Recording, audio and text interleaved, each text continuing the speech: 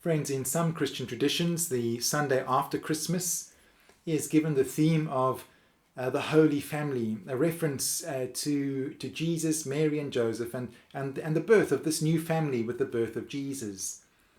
What is it that makes this particular family holy, one might ask?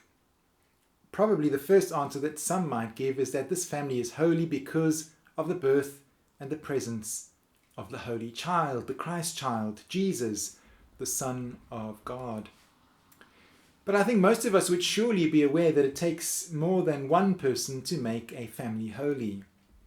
It takes loving, caring, and committed relationships to make a family worthy of the name family, let alone worthy of the adjective holy. Perhaps the holiness of this first Christmas family is in part the result of Joseph's willingness to break Jewish law and to marry the woman he loves, despite the fact that in the eyes of others she would have been considered defiled, having got pregnant out of wedlock. Perhaps the holiness of this family also has something to do with Mary's openness and willingness to play her part as the mother of the Christ child and not to run away from the great task before her. The image of that first Christmas family, remaining committed to each other despite the odds that were against them, sharing a stable as their first family home, has been an important image in Christian cultures as a reminder of what family life could be and hopefully should be. That first Christmas family, the Holy Family, if one wishes to use that term, has been a kind of an archetype that has communicated a message to us of the true potential of every family that has ever been in this world. All families have the potential for holiness as places of love, tenderness, nurture, and mutual care. Families have the potential of being places where divine love can be encountered and shared. But sadly, as recent news stories have reminded us, not all families live up to this potential. Families are not by default places of love, care, and mutual support. Sometimes families can be places of terrible abuse, neglect, toxic manipulation, and even violence. It has been a tragic reminder to hear some teachers and social workers say that the potential closing of schools in further lockdowns would do enormous damage to those children for whom school is a welcome relief and a break from a toxic and abusive home environment.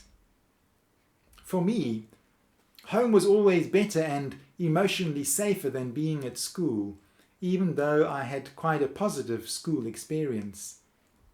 It is tragic to think that for some children, it is school that provides the safety and the emotional support that is often lacking at home. And so the so-called Holy Family of Jesus, Mary and Joseph is a religious reminder that should hopefully inspire each of us to make our own families places of holiness, where the love, the nurture, the goodness and the care of God can be known. But unfortunately, there are some for whom their own families will never be places of the kind of love, care and support that they might hope for and long for. Families cannot be made holy just by the efforts of one person. It requires ultimately a commitment from all members of a family. The story of Jesus in the Gospels reveals that family for Jesus was never a closed concept. In fact, closed, insulated families are ultimately not healthy places either. If Mark's Gospel is anything to go by, Jesus lived with an open concept of family, a concept of family that was meant to be open and ready to include and embrace others. And we see this when Mary and some of Jesus' brothers and sisters come to take charge of Jesus. They think that he has gone a little off the rails, perhaps a little overboard with his religious commitment, and so they come to bring him back home, to try and keep him under control. And in response, Jesus asks the question, "Who is my brother and sister and mother?" And in reply to his own question, he continues, "Those who do the will of my Father in heaven are my brothers, sisters, and mothers." And in a way, that is part of the good news of the message of Jesus, that we are all invited to become part of a much larger family, the family of Christ, where hopefully those who have not experienced the goodness and support of their own families of origin can find something of the love and support that they failed to receive at home amongst those who consider themselves part of the family of Christ.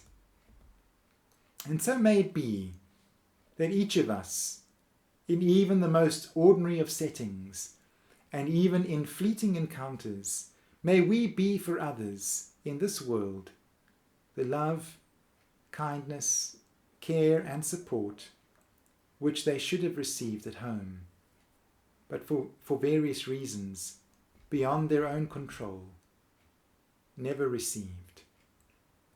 And in doing so, may we become part and expressions of God's wider holy family, the family of the church, the family of God's love, the family of Jesus. In the name of Christ, Amen.